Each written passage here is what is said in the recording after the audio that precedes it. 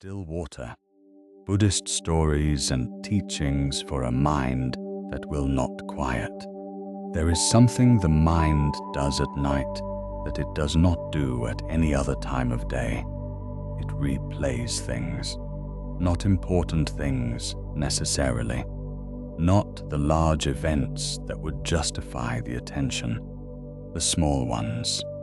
The conversation from 3 weeks ago that went slightly wrong, the word you chose that was not quite the right word, the expression on the other person's face that you have been revisiting ever since, trying to determine what it meant, the thing you should have said at the meeting, the email you forgot to send, the appointment that needs to be scheduled, the list you have been meaning to make, the memory of something from years ago that surfaces without being invited and sits there, clear and immediate, as though it happened this morning.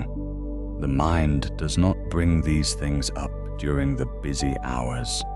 During the busy hours, there is too much else going on, too much input, too much movement, too many things requiring attention. The busy hours have a way of managing the mind in the same way that a river's current manages what floats on it.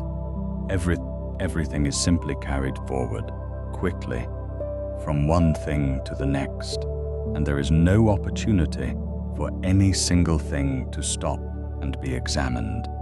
But at night the current slows, and everything the current was carrying rises to the surface and floats there, visible in the quiet, demanding the attention that the day did not have time to give. This is not a failure of the mind. It is not evidence that something is wrong with you, or that you think too much, or that you are uniquely unable to rest. Every person who has ever lain in the dark and found the mind still running has felt this. The teachers who sat with students for thousands of years heard about it continuously. It is, they said, one of the most universal features of the human experience, the mind that was built for motion, finding itself asked to be still and discovering that it does not know how. But here is what those teachers also said, and this is the part that is easy to miss. The stillness is already there. Not will be there once the mind finally quiets. Not could be there under the right conditions.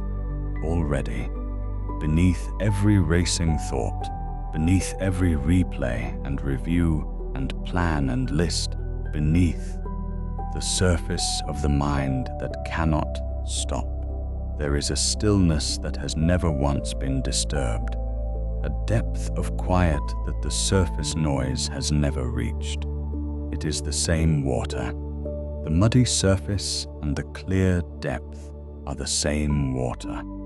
The stillness has been there all along, waiting, not for the surface to calm, but for us to stop looking only at the surface. Tonight we will sit with 6 old stories about this, about minds that would not quiet, and the teachers who sat with them, about ponds and pools and rivers and fishermen, about a woman carrying a bowl and a student waiting for a bell and a grandmother who said nothing and somehow helped everyone who came to her find their way to the same place. The water is already still. We are only learning tonight how to look a little deeper. Come, let us begin. Welcome to everyone who is here.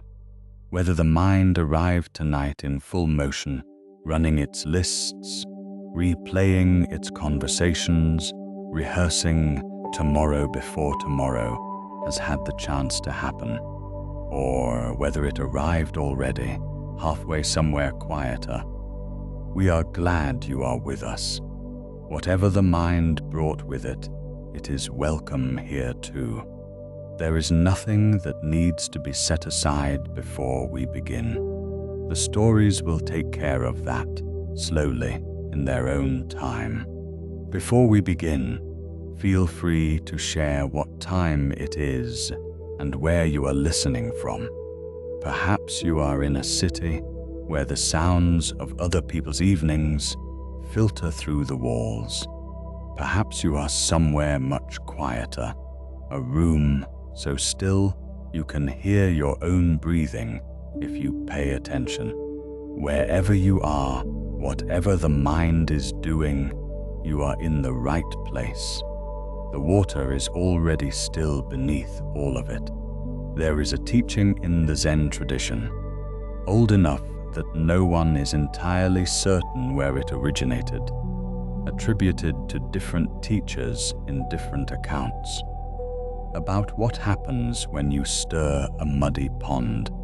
If a pond is muddy, the teaching says, and you reach in and stir it, trying to clear it, the stirring makes it muddier. The mud rises from the bottom. The water, which might have settled on its own, is now thoroughly disturbed. Every effort to make it clearer has made it worse. The solution in the teaching is not to stir harder or more skillfully or in a different direction. The solution is to stop stirring, to set down the stick, to step back from the edge of the pond and simply wait, and the pond, left to itself, begins to settle.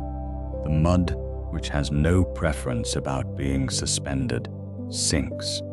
The water, which has no investment in remaining turbid, clarifies, not because anything was done to it, because nothing was done to it, because the thing that was preventing the settling was the very activity of trying to make it settle. Buddhist teachers have used this image for a very long time to talk about the mind at rest. The mind, they say, is like the pond. Its natural state, its actual underlying nature, is stillness, clarity, a depth and quiet that is not created by any practice or effort, but simply is, the way the depth of a pond simply is, regardless of what is happening at the surface. But most of us, when the mind will not quiet, do not respond by stepping back from the pond. We respond by stirring harder.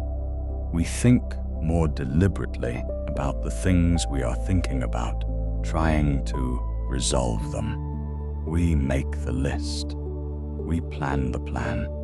We have the conversation again in our heads, but this time say the right thing.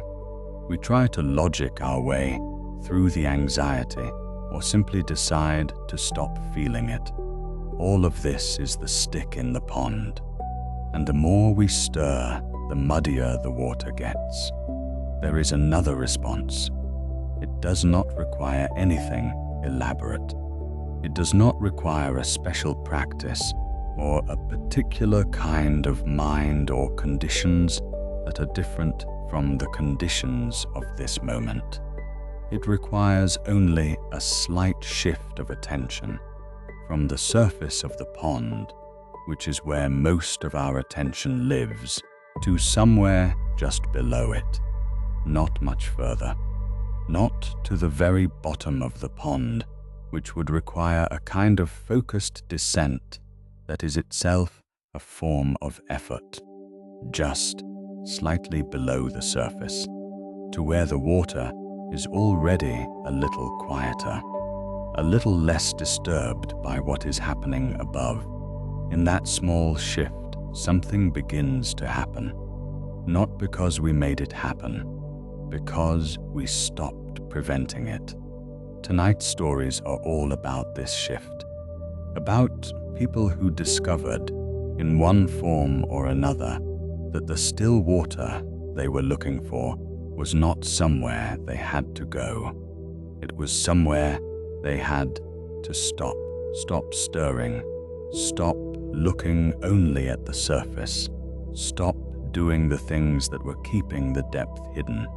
6 stories, 6 different people, 6 different ways of finding the same thing. Let us begin. Let us explore a story about a young monk who spent 3 days trying to clear a pond, and what an old gardener showed him on the morning of the 4th.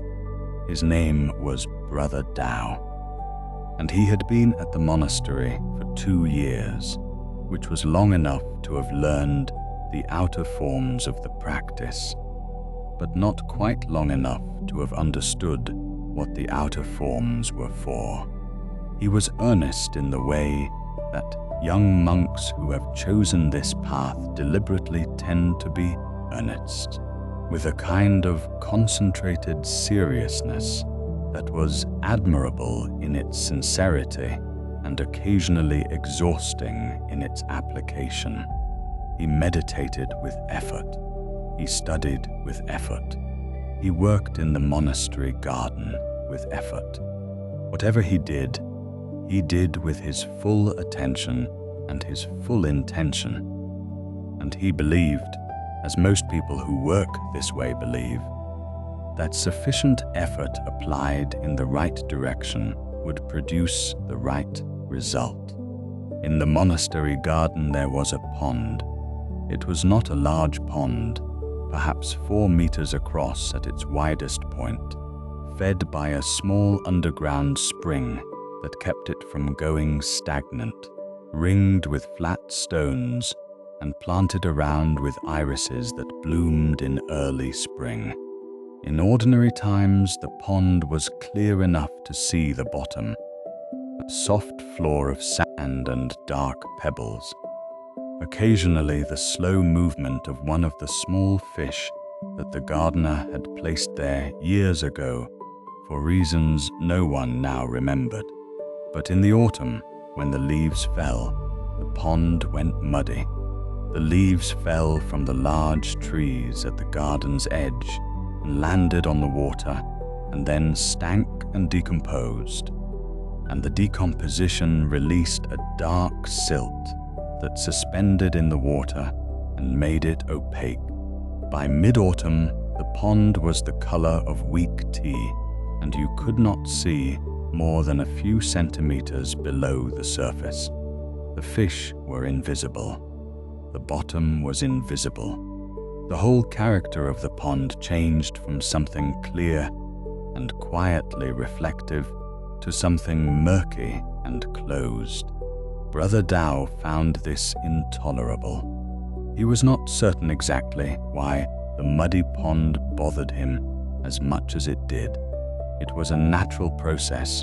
The leaves fell, the pond went muddy, the silt eventually settled, the pond cleared again in winter. The other monks accepted this as the season's rhythm, the same way they accepted rain and frost and the shortening of days. But Brother Tao looked at the muddy pond and felt something that he might have described, if asked to describe it, as a kind of wrongness. The pond was supposed to be clear. Clarity was its right condition. The muddiness was a deviation that ought to be corrected. He began by removing the leaves. He collected a fine mesh net from the gardening shed and spent the better part of a morning skimming the surface of the pond, lifting out every floating leaf and piece of debris he could find. By midday, the surface was relatively clean of floating material, and he stood back and looked at the pond with some satisfaction. The pond remained murky. Of course, the leaves he had removed were the new ones, the ones that had not yet sunk. The silt was, from the leaves of previous weeks, already decomposed and dispersed through the water.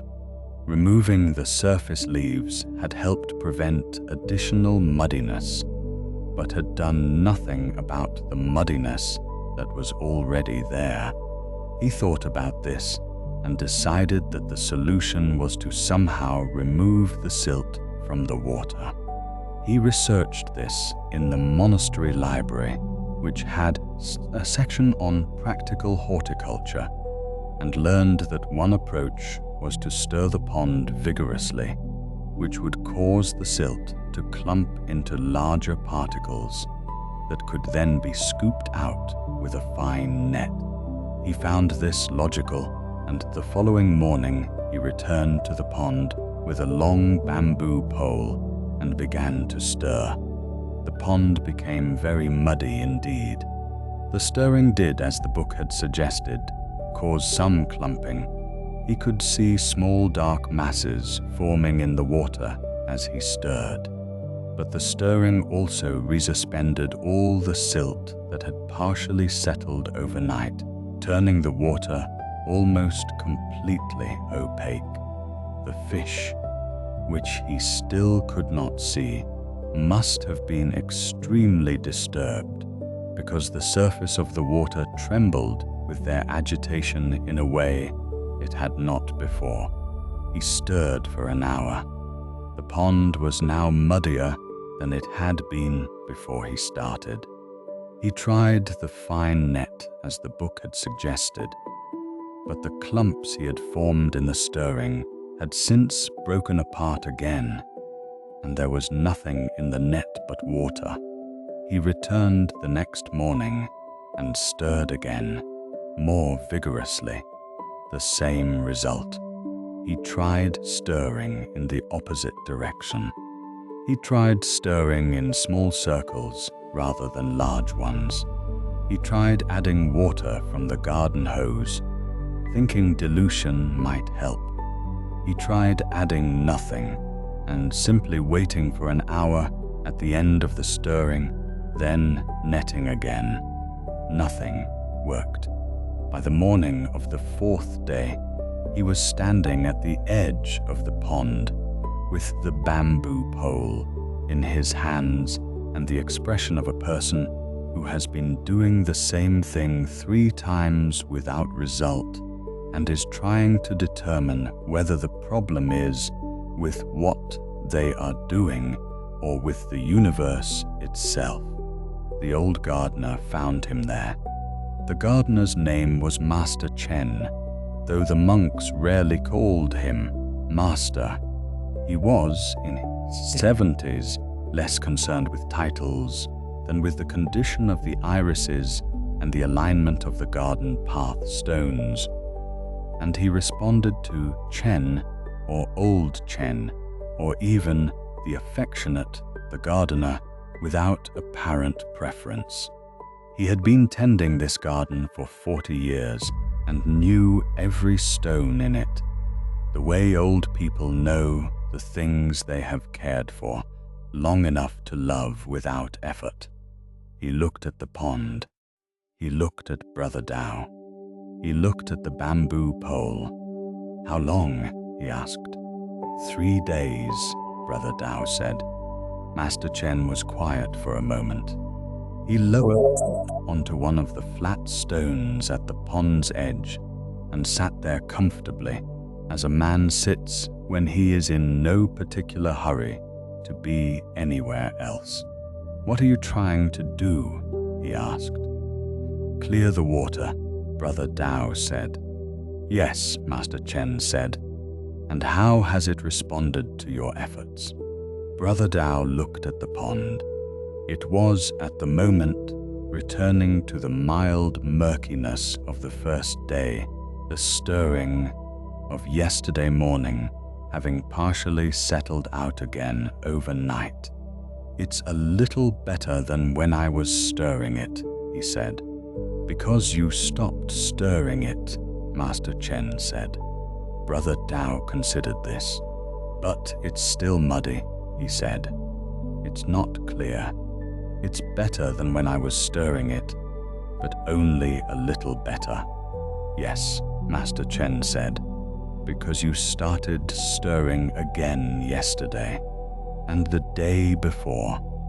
He looked at the pond with the expression of someone who has been watching this pond for 40 years. and is fond of it. The pond knows how to clear itself, he said. It has been doing it every autumn and every winter for as long as I have been here, and I imagine some years before that as well. It does not need help.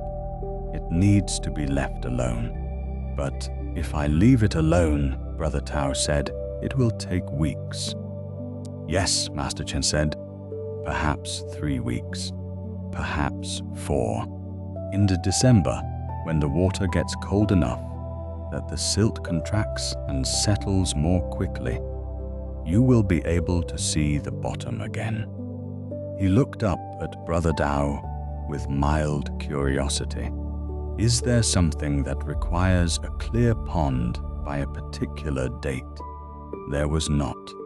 Brother Tao thought about this.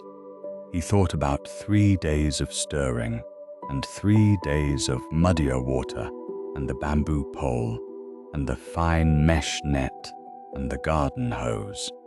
He thought about the fish somewhere in the turbid depths and whether they were inconvenienced. I thought. He started and then stopped. Yes, Master Chen said. I thought the pond being muddy was wrong, he said, that it needed to be corrected. The old gardener nodded without judgment. And now, Brother Tao looked at the pond for a long time. The surface, undisturbed for 24 hours, was already slightly quieter. He could see, just barely, the beginning of a shadow that might be the silhouette of one of the fish. Not clearly, but something, a hint of the depth that was there. The muddiness isn't wrong, he said slowly. It's just the season. It happens every autumn. The pond always clears. I was preventing it from clearing by trying to make it clear faster. Master Chen did not say anything. He sat on the flat stone and looked at the pond. Brother Tao put the bamboo pole down. He sat on the stone beside the old gardener. They sat together in the garden without speaking for a while, and the pond, undisturbed, continued its slow, imperceptible settling. The fish moved somewhere in the depths without breaking the surface. A fallen leaf drifted slowly across the water from one side to the other and settled against a stone and was still. In 3 weeks, as Master Chen had predicted, the water was clear. Brother Tao could see the bottom. He could see the fish. He could see the sand and the dark pebbles and the particular quality of light that filtered through the water to the floor of the pond, diffused and gentle, the way light looks when it has traveled somewhere and been changed by the traveling. He had done nothing to make it clear.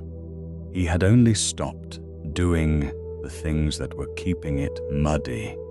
Let us pause here for a moment. What are you stirring tonight? What pond have you been standing at with a bamboo pole, trying to make clear through effort and attention and repeated attempts at the same approach? The water is already still beneath the stirring. It always has been. The clarity is the pond's natural state. Not a state that needs to be achieved, but a state that is always already there, waiting for the stirring to stop. You can put down the pole now. When you are ready, we will continue together. Let us explore a story about a woman who traveled 3 days to find a teacher and came home carrying a bowl. Her name was May, and she was 41 years old, and she had not slept well in 7 months. This was not a matter of being unable to fall asleep. Exactly. She fell asleep. She fell asleep most nights without much difficulty. which was almost the more frustrating part of it. The falling asleep happened, the body obligingly shut down, and then, at some point in the early hours, usually around 2 or 3 in the morning, she would surface again, not from a dream, simply from sleep into wakefulness, fully alert, as though someone had switched a light on inside her and she was back to where she had been before sleep, complete with the thoughts that had been there before sleep, and several new ones that had apparently been added during the interval. She had tried many things. Tea before bed, no tea before bed. Reading, no reading. The window open, the window closed. Keeping a journal, which had the effect of organizing the thoughts into cleaner categories without reducing their volume. Meditation, which she practiced faithfully and which she found genuinely helpful for 15 minutes, and then found herself performing with her eyes open, thinking about why the meditation wasn't working. She was an intelligent woman, which was part of the problem. Intelligent people have very efficient thinking mechanisms, which is useful in many contexts and very unhelpful at 2 in the morning, when what is needed is not efficiency, but absence. A colleague mentioned the teacher. He was an old man who lived in a mountain village several hours' travel from the city. He had not written any books and did not give formal teachings and was not affiliated with any tradition that May had heard of. He was simply, according to her colleague, known in the region as someone who was very still and who had a way of helping people find the same stillness, not by instruction but by some quality of presence that May's colleague could not adequately describe. May was skeptical of this. She was the sort of person who preferred adequate descriptions, but she had tried the things that could be adequately described, and they had not solved the problem. And she was tired in the specific way of someone who has been not quite resting for 7 months, and eventually she made the journey. The teacher lived at the edge of the village in a house that was, from the outside, remarkable only for being very small and very well kept. A garden in the front, tended but not ornamental. A bench outside the door. Nothing else. He answered when she knocked. He was older than she had expected. Very old, in the way of people who have lived long enough to have left most of their age behind, and arrived at something that was not quite agelessness, but was less specific than 70 or 80 or 90. He wore simple clothes. He looked at her with the kind of attention that does not have an agenda. "I can't sleep," May said. She had planned to say more than this.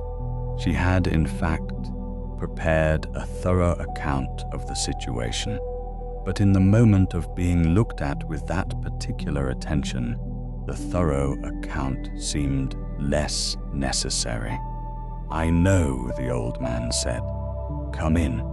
The inside of the house was as simple as the outside. A room with cushions to sit on and a low table and a window looking out on the garden. A small kitchen visible through an open door. He disappeared into the kitchen and she heard the sound of water being poured, and then he returned carrying 2 bowls, ceramic, pale grey, simple.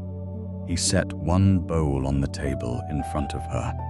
It was full of water, just water, clear still, the water's surface a perfect mirror of the ceiling above it. He sat down across from her with his own bowl. "Drink yours," he said, "when you are thirsty." This was not what May had expected him to say. She looked at the bowl. "What about it?" she said. "Carry it home," the teacher said. "When you walk, carry the bowl. When you eat, set it beside you. When you sleep, set it on the table beside the bed. Carry it until the water spills, then come back, and I will give you another." May looked at him for a moment. "You want me to carry a bowl of water home?" she said. "Yes," he said. "For how long?" "Until the water spills," he said. She picked up the bowl. The surface of the water moved, a slight ripple from her fingers, making contact with the ceramic, then settling again quickly. She stood carefully, aware now of the water and its capacity to move. The journey home took 3 days. On the first day, she was aware of nothing but the bowl. Every step had to be considered. Every slope of the path, every stone underfoot, every shift of balance had to be attended to with more care than she normally brought to walking. She walked very slowly. She also, for the first time in 7 months, did not think about the things she normally thought about. This was not because the things were resolved. The concerns that visited her at 2 in the morning were still present somewhere. She could sense their existence, the way you sense the existence of weather on the other side of a mountain. But they were not in the foreground. The foreground was occupied completely by the bowl and the water and the surface of the path and the balance of her body and the continuous present moment calculation of how to walk without spilling. The first night she set the bowl on the ground beside her bedroll and looked at it for a while before she slept. The water was still. She had not spilled it. She slept through the night. She did not think about this too much. She was too tired to think about it, and also, in some instinctive way, understood that thinking about it would be counterproductive. She simply slept. On the 3rd day she arrived home. She set the bowl on the table in her kitchen and stood back and looked at it. The water was still full. She had not spilled a drop. She had also, on each of the 3 nights, slept straight through until morning. She went back to the teacher the following week, carrying the same bowl, still full. He looked at the bowl. He looked at her. "You understood," he said. "I'm not sure I understand why it worked," she said. "I have some ideas, but..." He nodded. "The thinking about why it worked," he said gently, "is a kind of stirring. You do not need to understand it. You only need to carry the bowl." She went home with the bowl. For several weeks she continued to carry it, and on the nights when the mind was most active, she would look at the bowl's surface beside the bed, the water still, reflecting the ceiling, undisturbed, and something in the looking would bring her back, not to silence exactly, to something more immediate than thought, to the surface of the water, to the present tense which the racing mind avoided. She kept the bowl for years, not always full of water, sometimes empty, a reminder. The teacher, she understood eventually, had not taught her anything she did not already know. He had given her something to look at that was already still. And, in looking at it, she had found that the water in the bowl and the stillness in herself were the same water. Let us pause here for a moment. What would it mean tonight to carry the bowl, to let the thinking become secondary, not banished, not fought, only made secondary to something simpler and more immediate? The breath, perhaps, the weight of the body in the bed, the surface of the night which is very still if we let it be. The bowl is full. The water is not spilling. You do not have to do anything with it. When you are ready, we will continue together. Let us explore a story about a young student who waited for a bell to stop ringing and what he discovered in the waiting.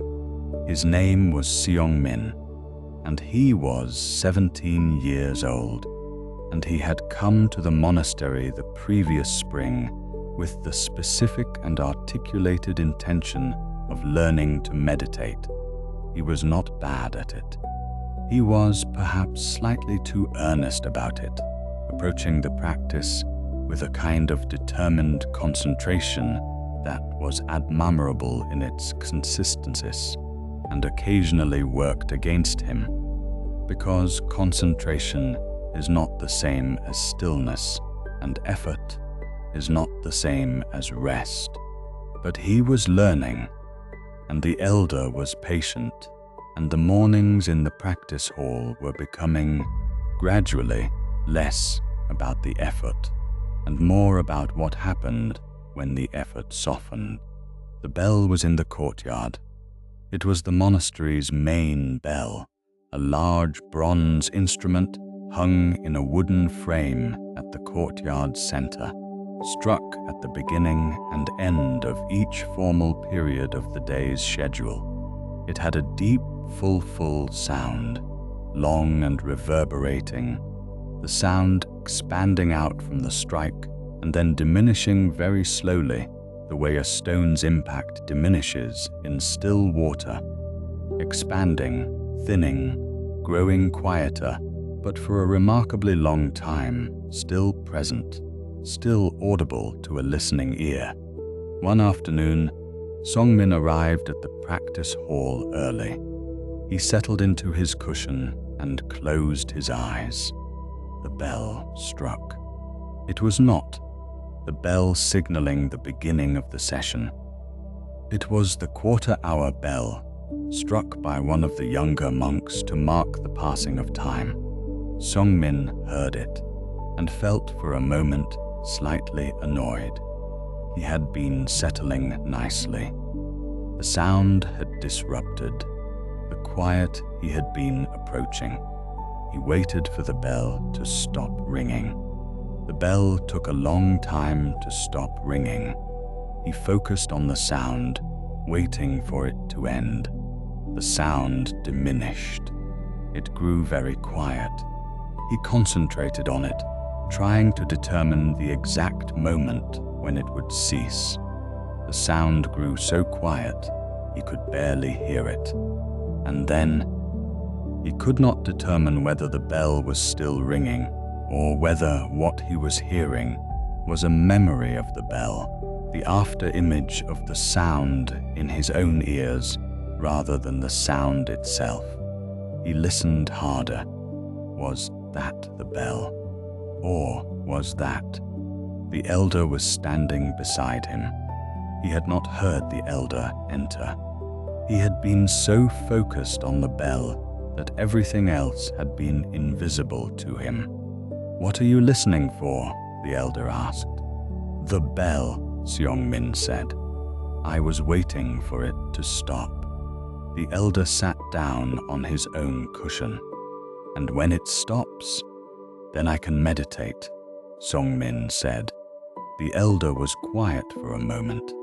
Outside in the courtyard, the bell was inaudible. The silence was complete. "Is the bell ringing now?" the elder asked. Seong-min listened. "No," he said. "Was it ringing a moment ago?" "Yes," or he hesitated. "I'm not sure. It was so quiet, I couldn't tell if it was still ringing, or if I was just remembering the sound." And in that moment when you could not tell, the elder said, "What else was there?" Songmin thought about this. What else had been there? Silence, obviously, but a particular kind of silence. Not the silence of absence, not merely the bell not ringing, but a silence that had its own quality, its own texture. A silence that had been there before the bell struck, and was there after it faded, and had been there, he realized, with a slight start, during the bell as well. The sound of the bell had not destroyed the silence. The silence was not the absence of the bell. The silence was already there, underneath the bell, underneath the sound. The bell had appeared in it and would fade from it, the way a wave appears in and fades from the ocean.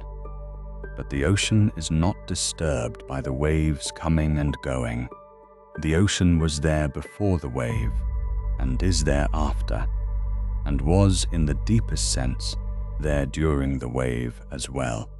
The silence, he said slowly, was under the bell the whole time. Yes, the elder said. I was waiting for the bell to stop so I could find the silence. But the silence was already there. I was just attending to the bell instead of the silence. Yes, the elder said. So the bell stopping didn't create the silence. It only removed something that was covering my attention to it. The elder looked at him with the mild expression of someone who has waited for a student to arrive at a particular place and is quietly pleased that the arrival has occurred. The silence, he said, has never been interrupted by any sound. It contains all sounds. Bells and voices and wind and rain, all of it arises in the silence and returns to it. The silence is not the space between sounds. It is the ground on which all sounds appear. Seong-min sat with this. Outside, a bird called once in the courtyard and was quiet. A branch moved against another branch in the light wind. Somewhere in the distance, the sound of a cart on a stone road, and then not. The silence held all of it, held it and released it, and remained itself unchanged. He did not need to wait for it. The silence had been there the moment he sat down, and would be there after he stood, and was there now, under the bird, and the branch, and the distant cart, and whatever would come next. He sat in the practice hall for a long time that afternoon, attending not to the sounds but to what held them. When the other students arrived, he was already very still. Let us pause here for a moment. What sounds are you waiting for to stop tonight? What noise in the room, or the building, or the mind, what is it that you are convinced must end before the quiet can begin? The silence is already there. It was there before the thought you are having right now, and it will be there after it, and it is there now, underneath it, holding it the way the ocean holds every wave that has ever moved across it. You do not need to wait for anything. When you are ready, we will continue together. Let us explore a story about two pools in the mountains and the thing a young woman discovered when she finally stopped comparing them. There were two pools in the mountains. They sat in adjacent valleys, separated by a ridge of rock, close enough that a person could walk from one to the other in an afternoon. The pools were fed by the same aquifer, the same deep underground water that moved through the mountain's interior and surfaced in two places on either side of the ridge. The water was the same. The mineral content was the same. The temperature was the same. If you had taken samples from both pools and compared them, you would not have found a difference. But the pools themselves were very different. The first pool was sheltered. Its valley was surrounded by rock on all sides, and the surrounding rock created a windbreak that meant the surface of the first pool was, in almost all weather, absolutely still. You could stand at its edge at noon and see the bottom clearly, the white quartz pebbles, the dark weed, the pale roots of the plants that grew at the margin, and you could also see the sky above perfectly reflected, so that looking at the pool was like looking simultaneously into the earth and into the sky, a double vision that some people found disorienting and others found beautiful. The second pool was exposed. Its valley was open on the north and west, and the prevailing winds came from the north and west, and so the surface of the second pool was almost never still.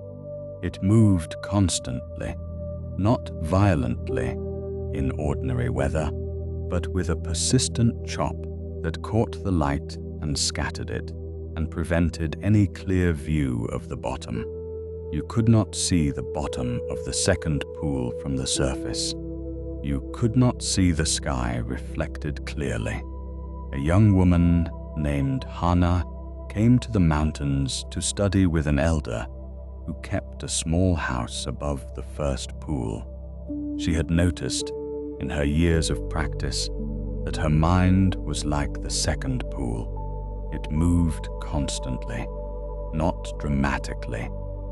She was not, by any reasonable measure, an anxious or troubled person, but the surface of her mind was always in some degree of motion.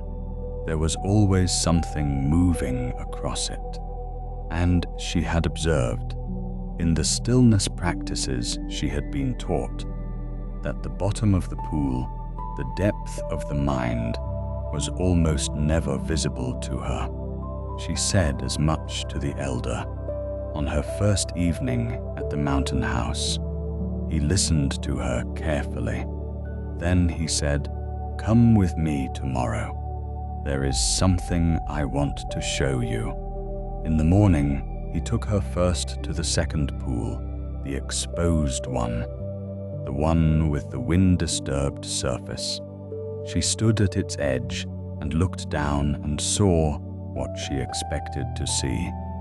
Light scattered across broken water, no clear view beneath, everything in motion. "What do you see?" the elder asked. "Movement," she said. "The wind on the water. I can't see the bottom." "No," the elder said. He crouched at the pool's edge and put one hand into the water. "But the bottom is there." He moved his hand along below the surface until it touched rock. "Feel." She crouched beside him and put her hand in. The water was cold and it moved against her skin, but she found the bottom easily. The solid rock, the weed, the particular texture of the submerged world. Her hand found it immediately. "The surface movement," the elder said, "does not extend to the bottom. The wind affects only the surface. The depth of this pool is exactly as still as the depth of any other pool. The water at the bottom does not know that the surface is disturbed." He stood up and led her along the ridge to the first pool. She stood at the edge and looked down and saw the bottom clearly, the sky reflected, the absolute stillness of the surface, making the whole pool transparent. "Beautiful," she said. "Yes," the elder said. "And notice, the water in this pool and the water in that pool are the same water, same source, same depth, same bottom. He looked at her. What is different? The surface, she said. Yes, the surface only. He looked at the pool. Which pool do you think your mind is like? The second one, she said immediately. The one with the wind. The elder nodded. And what did you learn at the edge of the second pool? She stood with this for a moment. That the surface condition doesn't reach the bottom, she said slowly. That the depth is the same regardless of what the surface is doing. Yes, the elder said. Your mind is like the second pool. The surface moves. It has always moved. Some minds are sheltered from the prevailing winds of thought and circumstance, and their surfaces are stiller. Yours is more exposed. The surface moves. He paused. But the depth is the same water, the same stillness, the same bottom that is always there, regardless of what is happening above it. Hana looked at the first pool with its perfect mirror surface. I've been trying to make my mind into this pool, she said, trying to calm the surface. Yes, the elder said, and it has not worked. Because you cannot move the mountain to shelter your valley. The wind comes from where it comes from. The surface will always move. Then what can I do? The elder put his hand gently into the mirror pool. The surface broke. A ripple moved out from his hand, and the perfect reflection shattered. And for a moment, the pool looked like the second pool, disturbed, scattered.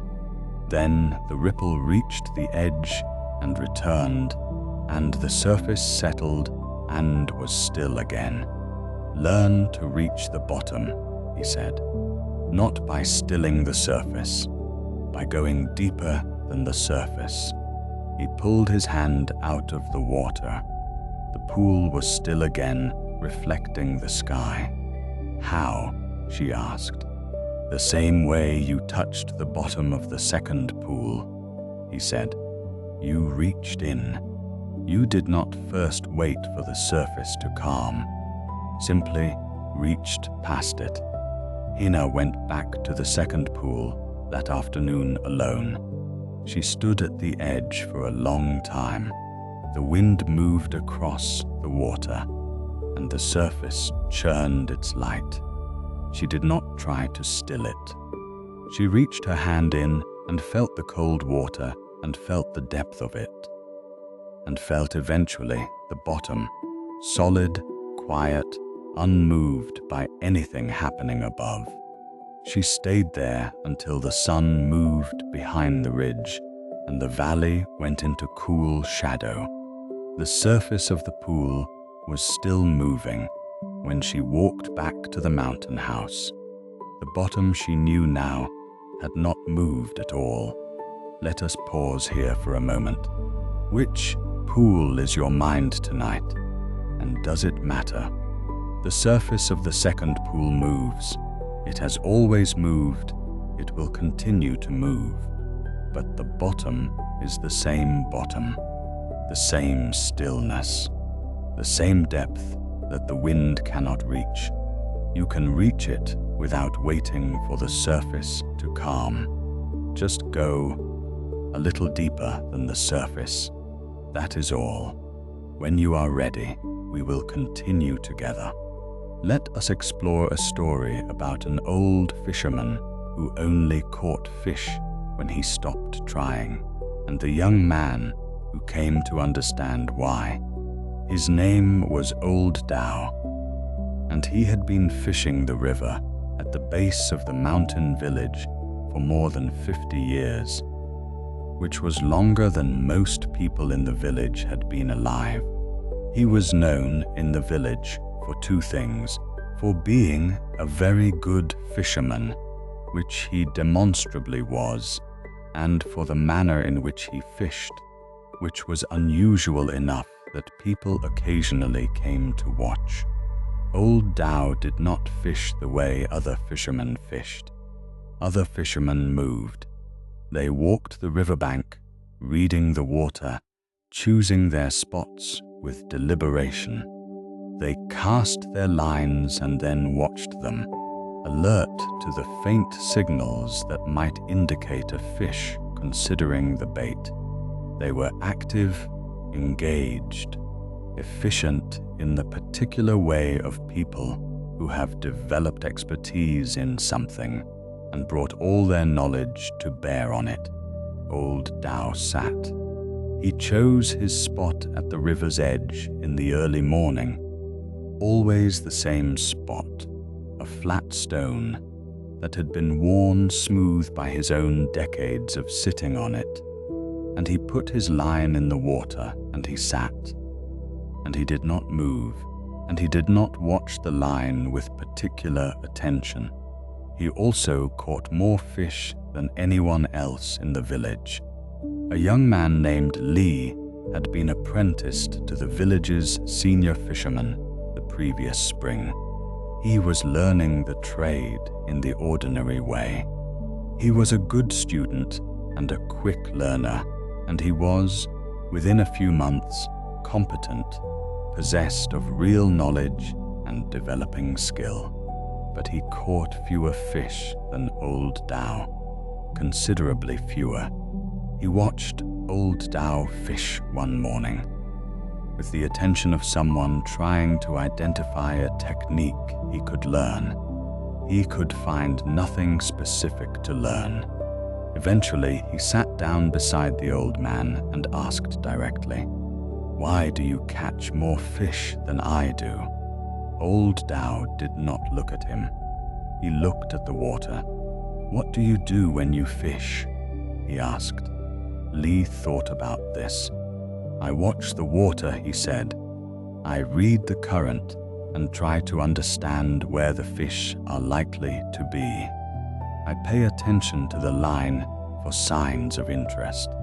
I adjust my position if it seems like nothing is happening at the current spot."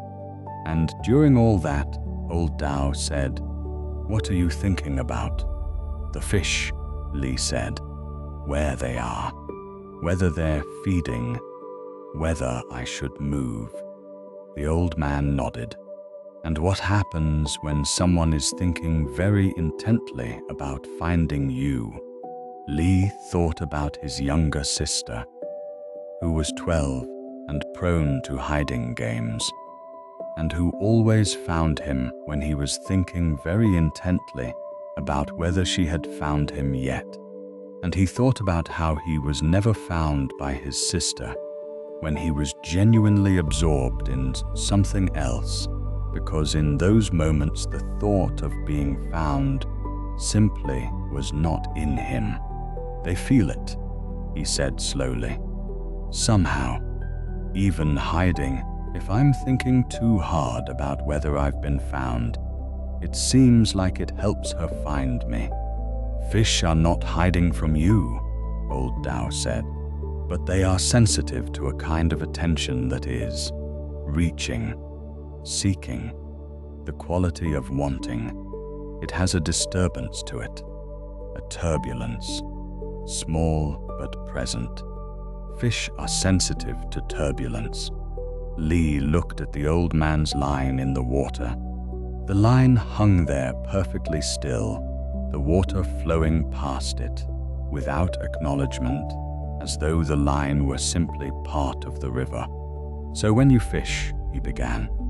"I am not fishing," Old Tao said pleasantly. "I am sitting by a river. The line happens to be in the water. If a fish comes, it comes." He glanced at Li with mild humor. "The fish do not feel hunted when I sit here. I am not hunting them. I am simply here, and that's why they come. That is why they are not afraid to come," he said. "Whether they come or not is not my concern. I have sat here for 50 years. They come." Lee sat in silence for a while, turning this over. He put his own line in the water. He tried to stop thinking about the fish. He found, almost immediately, that trying to stop thinking about the fish was itself a form of thinking about the fish. He tried to think about something else entirely. He thought about his lunch and whether the bread he had packed was fresh. A fish struck his line. He startled so badly he nearly fell off the stone. Old Tao caught his arm, steadying him, with the reflexive efficiency of a man who has been sitting on this stone for 50 years and has seen people startled off it before. The fish was already gone. "You were thinking about bread," Old Tao said, with something that might have been satisfaction. "I was," Lee said. "It worked. I wasn't thinking about the fish, and it came." "No," Old Tao said gently. "You were thinking about not thinking about the fish, which then became thinking about bread, which became thinking about whether the bread was fresh. That is not what I mean by not hunting." He looked at the water. "That is hunting with extra steps." Lee laughed despite himself. "Then, what are you actually doing?" "Nothing," Old Tao said. He seemed to mean this literally. "I am not doing anything about the fish. I am not thinking about the fish, or thinking about not thinking about the fish. I am sitting by the river. The river is interesting. The morning is interesting. The light on the water is interesting. The fish," he gestured vaguely at the water, "they will do what they do. I have no opinion about it." Lee thought about this for a very long time. He came back to the river many mornings after that. Slowly, imperfectly, he began to understand something about what the old man meant. The reaching quality of thought, the quality of wanting, of seeking, of attending toward something that was not yet here, had a texture to it. He could feel it. And he could also feel, on the mornings, when the thoughts settled, and he was simply there. The river interesting, the morning interesting, the light on the water exactly enough that something released. Something in him stopped reaching, and in the not reaching, paradoxically, things arrived. Not always fish, sometimes only the morning, but the morning, he came to find, was itself quite a lot. Let us pause here for a moment. What is the quality of your attention right now? Is it reaching, hunting for sleep, hunting for silence, hunting for the state that isn't here yet? Or is it here in this moment with the voice and the dark and the weight of the body in the bed? The fish come when the reaching stops. Sleep comes when the hunting stops. Not because you made it happen, but because you stopped being the kind of disturbance that prevents it from coming. The river is interesting. The night is interesting. That is enough. When you are ready, we will continue together. Let us explore a story about a grandmother who never gave a single teaching and who helped more people find stillness than any teacher anyone in the village could name. Her name was Grandmother Yuki, and she was 87 years old, and she lived in a small house at the edge of a town in the mountains, and people came to her. They came because her daughter had told someone who had told someone who had told someone else. That Grandmother Yuki had a quality of stillness that was remarkable in its completeness. Not the stillness of a person who is suppressing something, not the stillness of someone who has worked very hard to achieve a particular inner condition, but a genuine and natural and apparently effortless stillness that communicated itself to anyone who spent time near her. You went to visit Grandmother Yuki, and you came back quieter than you had arrived. This was the report from enough different sources that people began to make the journey deliberately. She had not asked for visitors. She had not set herself up as a teacher or a healer or a guide of any kind. She was an 87-year-old woman who lived alone in a small mountain house and spent her days in the ordinary activities of an elderly person living alone, maintaining the house, tending a small garden, cooking simple meals, sleeping, sitting. She sat a great deal, not formally, just sitting, in the chair by the window in the morning, on the bench outside in the afternoon when the weather permitted, at the kitchen table in the evenings. She sat and was apparently content to sit, without the particular quality of someone who is sitting while also doing something else in their mind. She was simply sitting, present in the way that a stone is present, or a tree, not performing presence, not monitoring presence, simply being in the place they are. The first visitor was a young man named Kenji who worked in the town and who had been, for about a year, unable to settle. Not dramatically unable, he was not in crisis. He simply had the feeling, persistent and wearing, that he was never quite all the way present in any moment. Always a part of him was somewhere else in the conversation he'd just finished, in the one coming up, in the general hum of not quite yet and just been and gone that characterized most of his waking life. A friend mentioned Grandmother Yuki. He came on a Sunday morning. She answered the door and looked at him without surprise, as though she had been expecting him, though she had no way of knowing he was coming. "Come in," she said. "Tea." He sat at the kitchen table, and she made tea with the unhurried efficiency of someone who has made tea a great many times and sees no reason to be either slow or fast about it. She set the cup in front of him and sat down across from him with her own cup. She did not ask him why he had come. He had prepared a summary of his situation. He had the summary ready, but she was not asking for it, and in the not asking, something about it seemed less necessary. He drank his tea. She drank her tea. The kitchen was quiet. Through the window he could see the mountain, white at its upper elevation, dark with forest below the snow line. A bird moved in the garden. The sound of the tea being set down on the table.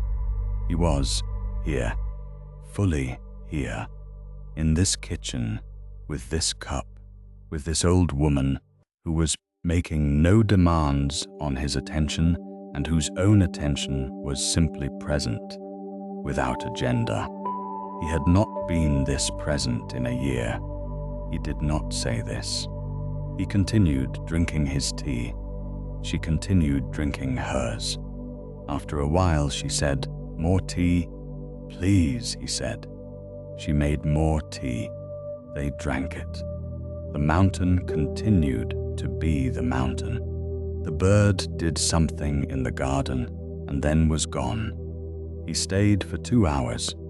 They spoke, eventually, about ordinary things, the weather, the garden, the walk up from town, a kind of mushroom she was trying to grow that was not cooperating. Nothing about his situation, nothing about stillness or presence, or the quality of attention. When he left, he was quieter than he had arrived. Other visitors came with the same result. A woman who had been anxious for years came back from the visit calmer. A man who could not stop ruminating about a professional failure found that after 2 hours in Grandmother Yuki's kitchen, the rumination had, for a time, simply stopped, not because he had resolved anything, but because for 2 hours something else had been in the foreground. The tea, the mountain, the old woman who was entirely in the kitchen. No one could explain how she did it. Eventually, someone asked her directly, "How do you help people find stillness?" the visitor asked. "What do you do?" Grandmother Yuki looked at him with mild surprise. "I don't do anything," she said. "I make tea. I sit. If someone is here, they sit too." She looked at the window and the mountain. "The stillness is not something I give to people. It is already in the room. It is already in them. They bring it with them. I am only," she considered, "perhaps a reminder that it is possible to sit in a kitchen and drink tea and be entirely here." She looked at him. "Most people have forgotten that this is possible. They need to be reminded." "And you never forget?" the visitor asked. She looked at him with the expression of a person who has spent 87 years learning something and no longer thinks about having learned it. "I forget sometimes," she said. "I am 87. There are mornings when the mind goes somewhere else, but I have been coming back to the kitchen for a long time. The kitchen is always here." She picked up her tea. "The tea is always here. The mountain," she gestured at the window, "is always there." She drank. "It is very easy to come back when you have practiced coming back for a long time." She died 3 years later, peacefully, in the chair by the window, on an ordinary morning. The people who had visited her continued to drink their tea more carefully for the rest of their lives.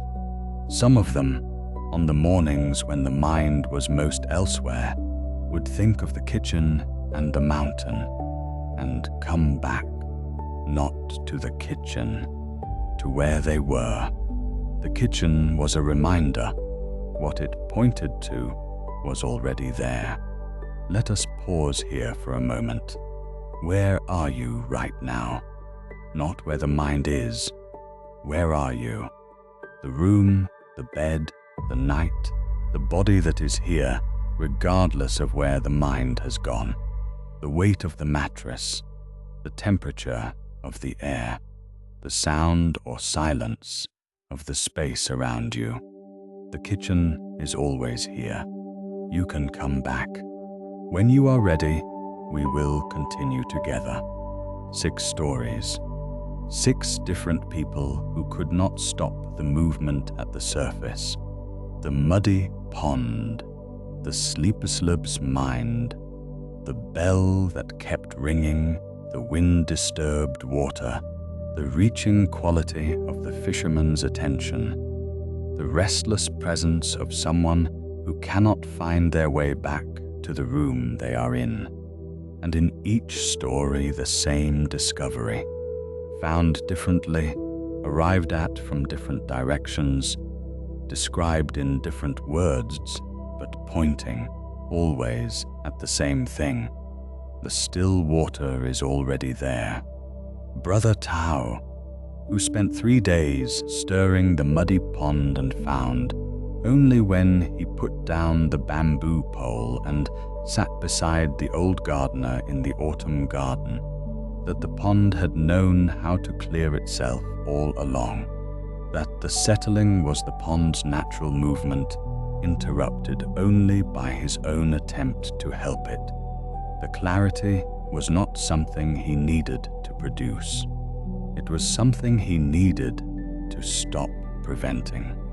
May, who traveled 3 days to a teacher and came home carrying a bowl of water she never spilled, and discovered that the bowl gave her something to attend to that was already still, and that, in attending to it, she found in herself the same stillness the bowl was pointing to, not the stillness of a mind that has been quieted by technique, the stillness that was always there, under the motion, waiting to be noticed when the motion was occupied with something simple enough to let the depth surface. Seong Min, who waited for a bell to stop ringing so he could begin the practice, and discovered that the silence he was waiting for had been present the entire time. Underneath the bell, holding it, the way the ocean holds waves without being moved by them. That silence is not what is left when sound stops. It is what is present during the sound, and before it, and after it, and in which all sounds arise and return. Hana, who had spent years trying to make her mind like the first pool, the sheltered one with its mirror surface, and learned, at the edge of the second pool, that the bottom was the same, that the depth of a mind is not determined by what is happening at the surface, that reaching the depth does not require stilling the surface. It requires going deeper than the surface. Lee, who watched old Tao fish and slowly, imperfectly, began to understand that the reaching quality of wanting has its own turbulence, that sleep and quiet and fish come, not when we successfully generate the right conditions for their arrival, but when we stop generating the conditions that prevent it, when the reaching stops, when the wanting softens, when we are simply here by the river in the morning, with the light interesting and the water interesting, and the presence of the moment exactly enough. And Grandmother Yuki, who did nothing except sit in her kitchen with her tea and her mountain, and who helped more people find stillness than any formal teacher anyone in the village could name, because what she offered was not instruction, but demonstration. The demonstration of a person who had, over 87 years, simply returned to the kitchen so many times that the kitchen had become her natural residence. The still water is already there, not will be there once you have practiced long enough, not could be there under better conditions, already beneath the stirring, the muddiness, the wind, the reaching, the everywhere but here quality of the mind at night. It is the same water. The surface and the depth are the same water. Whatever is moving at the surface has never disturbed what is present at the bottom. The motion and the stillness are both in you simultaneously, and the stillness does not require the motion to stop. It only requires that you turn your attention, very slightly, from the surface to what is below it. The water is already still. It always has been. Let the body remember what it knows. It knows how to do this. It has done it every night for your entire life. Let the breath slow. Let the muscles release their held positions. Let the temperature at the surface of the skin cool slightly as the body prepares for the long, gentle work of restoration. It knows all of this without being told. It is doing it now already, regardless of what the mind is doing at the surface. The mind can keep moving. Let it. Let the thoughts be like the leaves that fall on the pond. They land, they drift, they will eventually sink. They do not require management. They do not require removal or resolution. They are just the season. The autumn of the mind, which always comes and always passes and always leaves the water clearer eventually. The body is already beneath the surface. The body is at the bottom of the pond, where the water does not move, the weight of it heavy against the mattress, the warmth of it gathered under whatever covers you have, the breath which goes on without permission or effort, or any involvement from the part of the mind that is still running, goes on. Each breath a small reminder that some things do not require the mind's participation. You are in the kitchen. You are here, not the mind. The mind is perhaps still at the table from 3 weeks ago, or in tomorrow's meeting, or somewhere between sleep and the thought that is trying to hold on to you. But you are here. The body is here. The bed is here.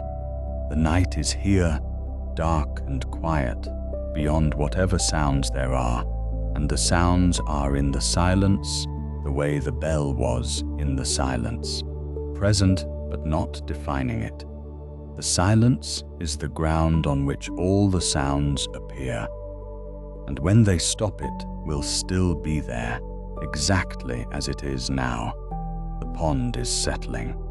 You have put down the bamboo pole. There is nothing left to stir, and the water, left to itself, is doing what it has always known how to do. The mud sinking, the lighter things settling into their natural positions, the surface growing quieter in the way that all surfaces grow quieter when the thing that was disturbing them is no longer disturbing them. You do not have to do anything with this. The water is already still, beneath all of it, beneath everything the night has brought, and everything the day left behind, and everything that is still unresolved, and everything that will need to be attended to in the morning. Beneath all of it, the same depth that has been there since before you learned to think. The still water was there then. It is here now. It has never, for a single moment, not been here. We have traveled a long way tonight, through ponds and rivers and mountain pools, and a kitchen with a view of the mountain, all of it pointing at the same place, the place you are already in, the stillness that was never anywhere else.